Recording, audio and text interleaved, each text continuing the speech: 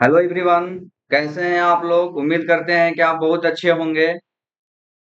IT and artificial intelligence के इस तीसरे क्लास में आप सभी का हार्दिक स्वागत है। उम्मीद करते हैं कि आप पिछले दो क्लास में बहुत कुछ सीखे होंगे। आईटी इंफॉर्मेशन टेक्नोलॉजी के बारे में मैंने आप लोगों को बताया। मैंने आप लोगों को हार्डवेयर के बारे में बताया। मैंने आप लोगों को सॉफ्टवेयर के बारे में बताया। मैंने आप लोगों को प्राइमरी मेमोरी के बारे में बताया, सेकेंडरी मेमोरी के बारे में बताया और उसका वर्क बताया। ठीक है। आज के इस क्लास में हम बात करेंगे आर्टिफिशियल इंटेलिजेंस की जो विकास है, डेवलपमेंट है और उसके कहाँ से वो शुरू हुआ, कैसे शुरू हुआ, उसके बारे में हम लोग चर्चा करेंगे। ठीक है। सबसे पहले हम बात करेंगे परिचय और कोर कंसेप्ट का कि आर्टिफिशियल इंटेलिजेंस है क्या। देखिए, आर्टिफिशियल इंटेलिजेंस का जो कंसेप्ट था, इसका सीधा सा मतलब था कृत्रिम बुद्धिमत्ता से। ठीक है। आर्टिफिशियल का मतलब होता है जो कृत्रिम, और इंटेलिजेंस का मतलब होता है बुद्धिमत्ता। मतलब आर्टिफिशियल इंटेलिजेंस है, उसको ऐसा एक सिस्टम तैयार किया गया जो बिल्कुल मानव की तरह सोचे, मानव की तरह समझे और मानव की तरह बात करे या मानव की तरह उत्तर दे। ठीक है। तो इसके एक जो परिभाषा है, जो परिचय है, हम लोग ऐसे दे सकते हैं।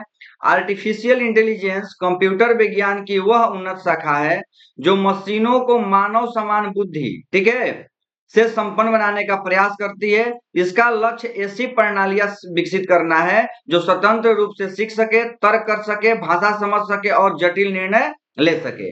देखिए, आर्टिफिशियल इंटेलिजेंस क्या होता है, मैं आप लोगों को बताता हूँ। जैसे कि आप लोग बहुत पहले हम लोग रोबोट रोबोट का बात करते थे कि रोबोट जो है वो चीजों को समझ पाता है। जैसे बहुत बार हम लोग न्यूज़पेपर में देखे या हम लोग यूट्यूब पे भी देखे कि जापान के बहुत सारे होटल में, चाइना के बहुत सारे होटल में रोबोट्स काम करते हैं। मतलब जाइएगा खाना खाने के लिए तो आते हैं आपके सामने, खड़े हो जाते हैं बिल्कुल जिस तरीके से कोई व्यक्ति खड़ा होता है होटल में आके ऑर्डर लेने के लिए, और आपका ऑर्डर लेता है। ऑर्डर लेने के बाद में आपके ऑर्डर को आपके सामने आपके टेबल पे सर्व भी करता है, और वो आपसे इस तरीके से बातचीत करता है जैसे आपको लगेगा कि कोई इंसान ही हमसे बातचीत कर रहा है। तो उस रोबोट के अंदर जो तकनीक की गई, वो आर्टिफिशियल इंटेलिजेंस तकनीक विकसित की गई। ठीक है, कृत्रिम बुद्धिमत्ता विकसित की गई। जो जो कृत्रिम बुद्धिमत्ता एक जो सिस्टम है, एक जो पद्धति है, वो मनुष्य की तरह ही सोचने, समझने, बात करने, उनके भाषा को समझने, तर्क देने या उत्तर देने के रूप में उपयोग होता है उसका। ठीक है। अब आर्टिफिशियल इंटेलिजेंस का जो हमारा प्रकार है वो दो प्रकार का होता है। एक होता है वीक या नैरो एआई, और एक होता है स्ट्रॉन्ग या जनरल एआई। देखिए, ये थोड़ी सी चीजें हैं समझने वाली कि जो आर्टिफिशियल इंटेलिजेंस है, इसमें जो एआई को बनाया जाता है, जिस एआई को ट्रेंड किया जाता है, ठीक है, वो किसी विशिष्ट कार्य के लिए होता है। ठीक है। जैसे हम लोग आप लोग देखे होंगे कि एप्पल के फोन में एक श्री आता था। जैसे हम लोग बोलते थे, हे श्री प्लीज कॉल पापा या प्लीज कॉल माँ। तो वो क्या करता था, बिना आपके कॉलिंग बटन को माँ पापा का नंबर निकाले हुए कंटेक्ट लिस्ट से आपके माँ और पापा या हमारे माँ और पापा को कॉल कर देता था। ठीक है। मतलब कि हमने कमांड दिया उसको, और वो कमांड को क्या किया, मोबाइल फोन में डाल के उसको यूटिलाइज कर दिया। ठीक है। तो कुछ चीजें होती हैं। अब एक उसका एक और एग्जांपल है गूगल ट्रांसलेट। ठीक है। जैसे हम लोग गूगल ट्रांसलेट में क्या करते हैं, ये विशिष्ट कार्य गूगल ट्रांसलेट का सिर्फ काम क्या है, लैंग्वेज को चेंज करना, भाषा को चेंज करना। जैसे आपको जापानीज नहीं आती है, जैसे आपको चाइनीज नहीं आती है, आपको आती है हिंदी, तो आप गूगल ट्रांसलेट में जाके हिंदी में कोई चीज को टाइप करते हैं और आपको जापानीज चाहिए तो वो आपको जापानीज में नीचे दिखाता है। जैसे आप कैसे हैं, मैंने हिंदी में टाइप किया और वो नीचे में अब दिखा दिया चाइनीज भाषा में कि आप कैसे हैं का क्या हिंदी चाइनीज रूपांतरण होगा, चाइनीज भाषा में उसको क्या बोला जाएगा। ठीक है जी। चलिए, तो हम लोग आर्टिफिशियल इंटेलिजेंस के बारे में समझ रहे हैं। आर्टिफिशियल इंटेलिजेंस एक ऐसा सिस्टम है, एक ऐसा पद्धति है जो मनुष्य की तरह सोचने, समझने, बात करने, तर्क करने और निर्णय लेने की क्षमता रखता है। उसी को हम लोग आर्टिफिशियल इंटेलिजेंस कहते हैं। आर्टिफिशियल इंटेलिजेंस का जो सेक्टर है, वो सारे सेक्टर में है। चाहे आपका हेल्थ हो, एजुकेशन हो, ठीक है, कंस्ट्रक्शन हो या आपका एयरलाइंस हो, एग्रीकल्चर हो, आज के टाइम में आर्टिफिशियल इंटेलिजेंस का उपयोग हर जगह किया जा रहा है, हर जगह किया जा रहा है। ठीक है, अब एक चीज इसमें जानने वाली ये बातें हैं कि आखिर आर्टिफिशियल इंटेलिजेंस की शुरुआत कहाँ से हुई, किसने इसकी शुरुआत की। तो देखिए, आर्टिफिशियल इंटेलिजेंस की शुरुआत 1950 के दशक में ट्यूरिंग टेस्ट के साथ हुई थी, जिसका उद्देश्य यह जांचना था कि क्या कोई मशीन इंसान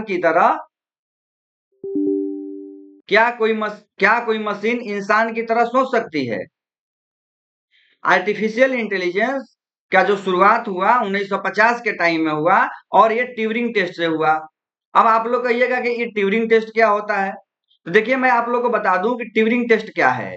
देखिए, ट्यूरिंग टेस्ट आर्टिफिशियल इंटेलिजेंस, यहाँ पे देखिए अच्छे से, ट्यूरिंग टेस्ट आर्टिफिशियल इंटेलिजेंस के क्षेत्र में एक महत्वपूर्ण कंसेप्ट है, जिसे एलन एलन ट्यूरिंग ने 1950 में अपने paper computing machinery and intelligence में प्रस्तुत किया था। यह टेस्ट यह जांचने के लिए डिजाइन किया गया है कि क्या एक मशीन इंसानों की तरह सोचने और बातचीत करने की क्षमता रखती है। तो अब हम लोग इसका विस्तार से समझते हैं कि ट्यूरिंग टेस्ट है क्या। ठीक है, अभी हम लोग समझ गए कि जो ट्यूरिंग टेस्ट है यह एलन ट्यूरिंग के द्वारा 1950 में अपने पेपर में, ठीक है, इसको प्रस्तुत किया था। जो उसने थीसिस लिखी थी या उसने एक पेपर लिखा था, उसमें उसने बताया था कि कुछ ऐसा कंसेप्ट हो सकता है, कुछ ऐसा डिजाइन हो सकता है, कुछ ऐसा पत्ती हो सकता है, कुछ ऐसे सिस्टम हो सकते हैं जो बिल्कुल मानव की तरह सोचे, मानव की तरह समझे, मानव की तरह बात करे, मानव की तरह हर एक एक्टिविटी में भाग लें। अब हम लोग बात करेंगे कि ट्यूरिंग टेस्ट क्या है। तो देखिए, ट्यूरिंग टेस्ट एक ऐसा प्रशिक्षण है जिसमें एक मशीन और एक इंसान को एक जज के साथ बातचीत करनी होती है। जज को यह नहीं पता होता है कि वह किससे बात कर रहा है, मशीन से या इंसान से। यदि जज यह निर्धारित नहीं कर पाता है कि वह किससे बात कर रहा है, तो उस स्थिति में मशीन को सोचने वाली मशीन माना जाता है, यानी कि आर्टिफिशियल इंटेलिजेंस माना जाता है। ठीक है, अब ये काम कैसे करता है ट्यूरिंग टेस्ट। अब समझिए ट्यूरिंग टेस्ट क्या है। ट्यूरिंग टेस्ट में कुल 3 लोग की जरूरत होती है। एक जो जज होता है, दूसरा जिस मनुष्य से उसको बात करना होता है, और तीसरा जिस मशीन से उसको बात करना होता है। ठीक है, तो ट्यूरिंग टेस्ट काम कैसे करता है। देखिए, ट्यूरिंग टेस्ट में एक मशीन का काम होता है, एक इंसान का काम होता है, और एक जज का काम होता है। ठीक है, अब होता क्या है, पहले चीजों को समझिए। जैसे मान लीजिए कि मैं जज हूं, ठीक है, मैं जज हूं और मेरे सामने अभी सिस्टम खुला हुआ है, डेस्कटॉप खुला हुआ है। ठीक है, अब इस पे मैं क्या करूंगा कि मैं 2 चैट ओपन करूंगा। ठीक है, एक चैट ओपन करूंगा किसी व्यक्ति का, जो व्यक्ति उधर से हमसे बात करेगा, और एक चैट मैं ओपन करूंगा एआई का। एआई सिस्टम जो भी है हमारे, जैसे चैट जीटीपी हो या और भी जो सारे हैं, गूगल जेमिनाई हो या और कोई एप्लीकेशन जो हमारे एआई जिसमें हो। ठीक है, अब मैं बात कर रहा हूं, मुझे ये नहीं पता है कि व्यक्ति कौन है और मशीन कौन है, मुझे ये नहीं पता है। और मैं अभी कमांड दिया, ठीक है, मैंने अभी कोई कमांड दिया कि भारत की राजधानी कहाँ है। ठीक है, तो उधर से उस मनुष्य का भी रिप्लाई आया नई दिल्ली, और उधर से उस मशीन का भी रिप्लाई आया नई दिल्ली। ठीक है, इसी तरीके से मैं कोई कुछ भी क्वेश्चन करूंगा तो रिप्लाई दोनों तरफ से आएगा, उस व्यक्ति की तरफ से भी आएगा और उस मशीन की तरफ से आएगा। अगर मैं जज हूं और मैं ये अगर पकड़ लिया कि कौन सा रिप्लाई मशीन दे रहा है और कौन सा रिप्लाई मनुष्य दे रहा है, तो इन दोनों कंडीशन में क्या होगा कि एआई को सफल नहीं माना जाएगा, उस मशीन को सफल नहीं माना जाएगा। लेकिन अगर मैं नहीं पकड़ पा रहा हूं कि कौन सा मशीन से मैं बात कर रहा हूं कि मैं बात कर रहा हूं किसी मनुष्य से बात कर रहा हूं, तो जो भी एआई इंटीग्रेटेड सिस्टम काम कर रहे हैं अभी हमारे लैपटॉप में या डेस्कटॉप में, वो सफल हो जाएंगे कि वो जो एआई टूल्स हैं, वो जो एआई सिस्टम है, प्रॉपर तरीके से एक मनुष्य की तरह बात कर रहा है, मनुष्य की तरह सोच रहा है और मनुष्य की तरह उत्तर दे रहा है। ठीक है, यही है हमारा ट्यूरिंग टेस्ट। तो ट्यूरिंग टेस्ट में क्या क्या होता है, एक मशीन, एक व्यक्ति होते हैं जिनसे बात करना होता है, और एक जज होते हैं जो क्वेश्चन करते हैं, और उनको ये नहीं पता होता है कि मैं क्वेश्चन कर किससे रहा हूं और उत्तर आ किससे रहा है।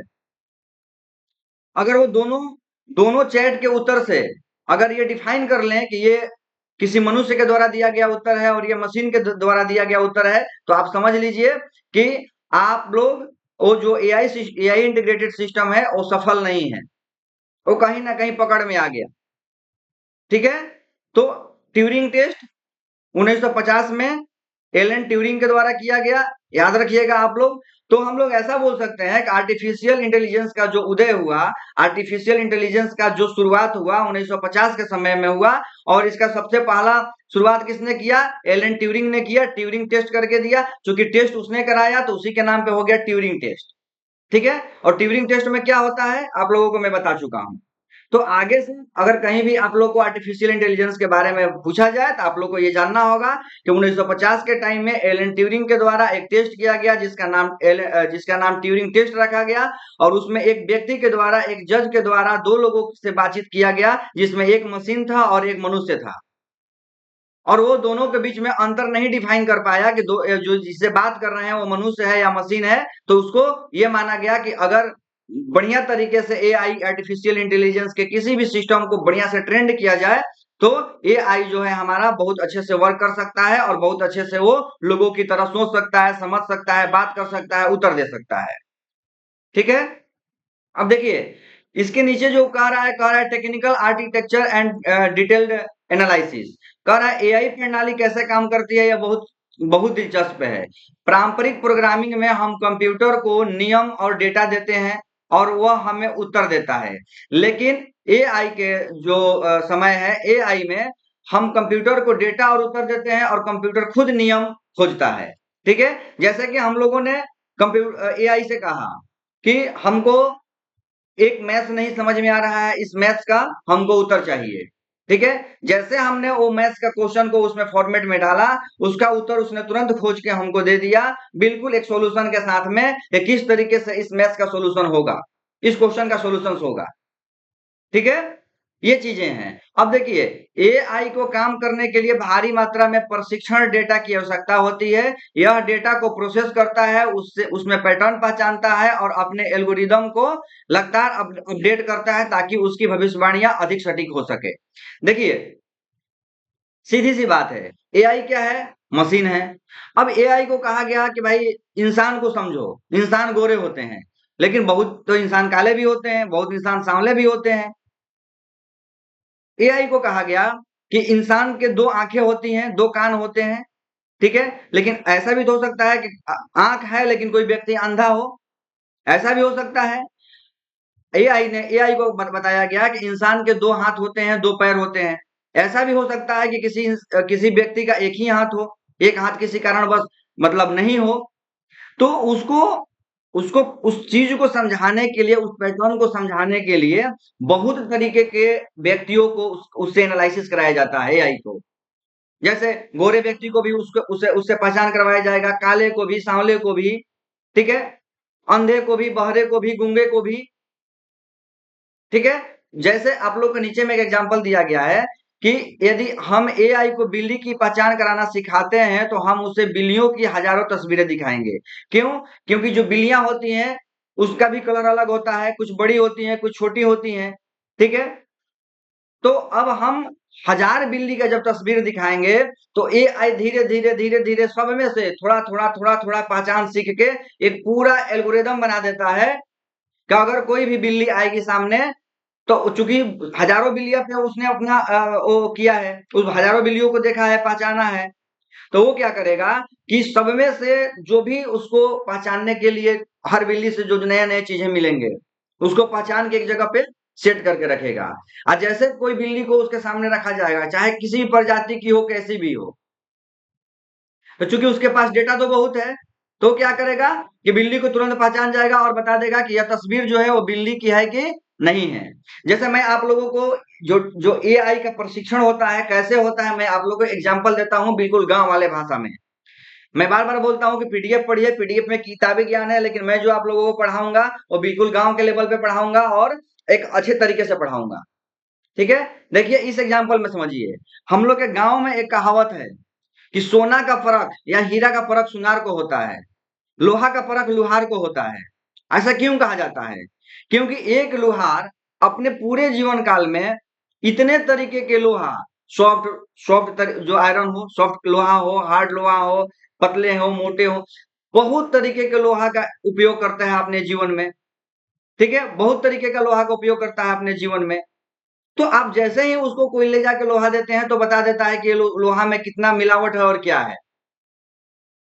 उसी तरीके से एक सुनार पूरे अपने जीवन में हजारों तरीके के सोना हीरे को रोज देखता है, रोज समझता है,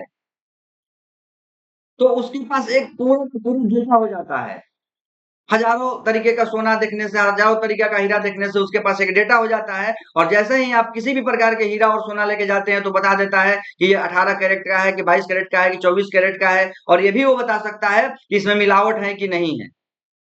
इसीलिए हमारे गांव में एक कहावत है कि हीरे और सोने की परख सुनार को होती है, लोहा की परख लुहार को होती है। तो एआई का प्रशिक्षण ऐसे ही दिया जाता है। जैसे कोई एआई जैसे कोई एआई अगर मान लीजिए कि बना हुआ है एजुकेशन के लिए, कि नहीं ये आई सिर्फ एजुकेशन का ही काम करेगा। कोई भी सॉफ्टवेयर, कोई भी ये हो, सिस्टम हो जो सिर्फ एजुकेशन के लिए बना हो, एआई सिस्टम जो एजुकेशन के लिए बना हो, एआई प्लेटफॉर्म जो एजुकेशन के लिए बना हो, तो उसमें एजुकेशन से के रिलेटेड, एजुकेशन से संबंधित इतनी सारी डाटाएं, इतनी सारी चीजों को उसको ट्रेंड किया जाता है डे टू डे लाइफ में, कि वो कैसे भी एजुकेशन से रिलेटेड कैसे भी प्रॉब्लम को सोल्यूशन कर देगा। अभी आप लोग रिसेंट में न्यूज़पेपर में पढ़े होंगे या आप फेसबुक पे देखे होंगे या कहीं भी, कि एक लड़का सब्जी का दुकान चलाता था और उसको एक एआई का जो ट्रेनिंग किट होता है, एआई का ट्रेनिंग किट होता है जो एआई ट्रेनिंग लेता है, उसको उसके सिर पे बांध दिया गया था इस तरीके से। ठीक है, आगे में उसका पूरा सेंसर था। तो वो एआई सिस्टम को वो लड़का क्या करा रहा था, ट्रेंड करा रहा था। कैसे? जैसे वो सब्जी बैठ गया सब्जी बेचने के लिए, तो पूरे दिन में तरह तरह के लोग आ रहे हैं सब्जी खरीदने के लिए। कोई आया तो आलू का रेट पूछा, भाव पूछा, कोई आया तो प्याज का, कोई आया तो बंद गोभी है उसका, कोई आया तो बैगन का, कोई आया तो तुरई का, कोई आया तो टमाटर का। और कोई बार्गेनिंग करता है उसमें, नहीं 20 रुपए केजी है, हमको 18 दे दीजिए। ठीक है, तो ये जो एल्गोरिदम है कि एक सब्जी के दुकान पे सुबह से शाम तक कितने तरह के लोग आते हैं और वो कैसे दुकानदार से बात करते हैं, कैसे दुकानदार उनको डील करता है, कैसे वो उनसे बार्गेनिंग करता है या वो उनसे बार्गेनिंग करते हैं, और किस तरीके से सब्जी बेची जाती है और ग्राहक के साथ में बातचीत होता है। लड़का वो एआई टूल्स को लगा के उसको ट्रेंड कर रहा था, उसके बदले उसको बढ़िया सैलरी मिल रही थी। इसी तरीके से जितनी भी एआई कंपनियां हैं जो एआई टूल्स बनाती हैं, एआई सिस्टम बनाती हैं, उसको जिस सेक्टर में काम करना होता है उस सेक्टर में इसी तरीके से प्रशिक्षण दिया जाता है, ताकि वो अलग अलग तरीकों के लोगों से कांटेक्ट में रहे, अलग अलग तरीकों का लोगों का भाव, बातचीत करने का तरीका, बोलने का तरीका के पैटर्न को पहचाने। और जब वो सिस्टम उस चीज के लिए मार्केट में आए तो वो बिल्कुल एक आम इंसान की तरह बात करे, आम इंसान की तरह काम करे। जैसे कि सब्जी के दुकान वाले अगर 1 महीना के अंदर जितने सारे लोग आए उस सब्जी के दुकान पे, तो एआई से वो सारे डेटा कलेक्ट कर लिया किस तरीके से लोग बात करते हैं। आने वाले टाइम में उस सब्जी के दुकान पे उस लड़के को न रख के एक एआई टूल्स को बैठा दिया जाएगा। अब लोग आएंगे उस एआई टूल से बात करेंगे कि सब्जी कैसे है, आलू कैसे है, तो 20 रुपए केजी उधर से रिप्लाई देगा, क्योंकि वो ट्रेंड हो गया है। तो सामने वाला ग्राहक उनसे बार्गेनिंग करेगा कि नहीं 18 का नहीं दीजिएगा, तो चूंकि वो तो बार्गेनिंग का भी ट्रेनिंग ले चुका है उस सब्जी के दुकान पे, तो बोलेगा कि नहीं नहीं नहीं होगा, या होने वाला होगा तो होगा। ठीक है, तो इसी तरीके से एआई को ट्रेंड किया जाता है। जिस भी एआई कंपनी को जिस भी पार्टिकुलर फील्ड में या जिस भी पार्टिकुलर जगह पे काम करना होता है, उसके लिए उसको इसी तरीके से डेटा का प्रशिक्षण करना पड़ता है, पूरा का पूरा एक एल्गोरिदम बनाना पड़ता है, पैटर्न को पहचानना पड़ता है कि किस तरीके के लोग आते हैं, क्या बात करते हैं, कैसे करते हैं, क्या जरूरतें होती हैं, क्या होती हैं, किस तरीके से हम उसको एक आम इंसान की तरह बना सकें।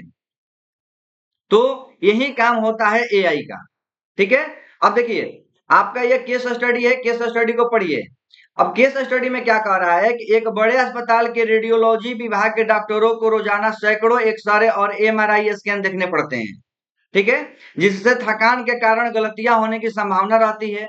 अस्पताल में एक एआई डायग्नोस्टिक टूल लागू किया गया जिससे लाखों मेडिकल इमेजेज पर प्रशिक्षित किया गया। अब आप समझिए, जैसे मान लीजिए मैं डॉक्टर हूँ, रेडियोलॉजिस्ट हूँ, तो मैं एक्सरे भी कर रहा हूँ, अल्ट्रासाउंड भी कर रहा हूँ, एमआरआई भी कर रहा हूँ। मैं एक व्यक्ति कितना कर सकता हूँ? पूरा दिन करूंगा, थक जाऊंगा, पता चला किसी का एक्सरे देख रहा हूँ, नींद आ गई, झपकी आ गई, गलत रिपोर्ट बन गया, एमआरआई में गलत रिपोर्ट बन गया। तो उसके लिए कुछ कंपनियां जो है वो एआई डायग्नोस्टिक टूल के नाम से अपना एआई आर्टिफिशियल इंटेलिजेंस सिस्टम दे रहा है कि अब डॉक्टर का काम नहीं है, वो एआई ही डॉक्टर का काम करेगा। जैसे किसी मरीज का एक्सरे होगा, एमआरआई होगा, तो वो एआई टूल से ही बताएगा कि इसको क्या बीमारी है, क्या बीमारी नहीं है, कहाँ पे समस्या है और कहाँ पे समस्या नहीं है। तो उसके लिए क्या करना होता है कि जैसे एक एआई प्लेटफॉर्म को, एआई टूल्स को ट्रेंड करना पड़ता है, कम से कम 1000 लोगों पर, लाखों लोगों पर इसको उसको ट्रेंड करना पड़ता है। क्यों? क्योंकि हर एक लोग जो आते हैं एमआरआई कराने या एक्सरे कराने, तो उनके अलग अलग शरीर के अलग अलग जगहों पे अलग अलग तरह की बीमारियां होती हैं। अगर आप 20 लोगों पे करा दिए तो सिर्फ एआई जो टूल्स है वो 20 लोगों का ही चीज सीख पाया। इसीलिए जो एआई डायग्नोस्टिक टूल है वो लाखों लाखों मेडिकल इमेजेस जो होते हैं, एक्सरे का, एमआरआई का, अल्ट्रासाउंड का, उस पर काम करता है, पहले ट्रेंड होता है, पहले तब एक एल्गोरिदम सेट करता है कि अच्छा ऐसा अगर इसमें दिखाई देगा तो ये बीमारी माना जाएगा, अच्छा ऐसा बीमारी दिखाई देगा तो ऐसा बीमारी माना जाएगा, ठीक है। तो इस तरीके से एआई को ट्रेंड किया जाता है। उम्मीद करते हैं कि आप लोग इस क्लास में एआई की शुरुआती जो शुरुआत कैसे हुआ और एआई को ट्रेंड क्यों करना पड़ता है, एआई किस तरीके से ट्रेंड होता है, इस बात को आप लोग बखूबी से समझ पाए होंगे। तो आज के इस तीसरे क्लास में हम समझे आर्टिफिशियल इंटेलिजेंस का डेवलपमेंट, उसका शुरुआत कैसे हुआ। आप लोग याद रखिएगा, 90% लोगों को नहीं पता होगा कि एआई का जनक कौन है, एआई की शुरुआत कब हुई।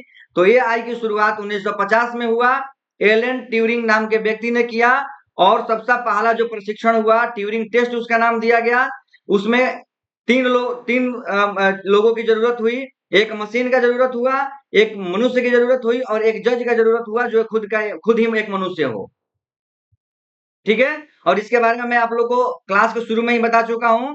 तो आप लोग केस स्टडी जरूर कीजिए, केस स्टडी जरूर पढ़िए, लोगों के बीच में इसका, दोस्तों के बीच में, फैमिली के बीच में इसका डिस्कशन कीजिए। और जो आप लोग का टेक्निकल असाइनमेंट दिया गया है यहाँ पे, योर टास्क जो दिया गया है, इस टास्क को पूरा कीजिए। टास्क को पूरा करने का फायदा ये होता है कि आपके नॉलेज है, आपके जो ग्रोथ होने की संभावनाएं हैं वो ज्यादा हो जाती हैं, आपका नॉलेज शार्प हो जाता है। इसीलिए आप टास्क भी कीजिए, टास्क भी पूरा कीजिए और असाइनमेंट पे भी जो केस स्टडी है उसको भी अच्छे से पढ़ के अपने दोस्तों के बीच में उसका डिस्कशन कीजिए, इससे आपके नॉलेज बढ़ेंगे। तो आज के इस क्लास में इतना ही, फिर मिलते हैं अगले क्लास में। तब तक के लिए नमस्ते।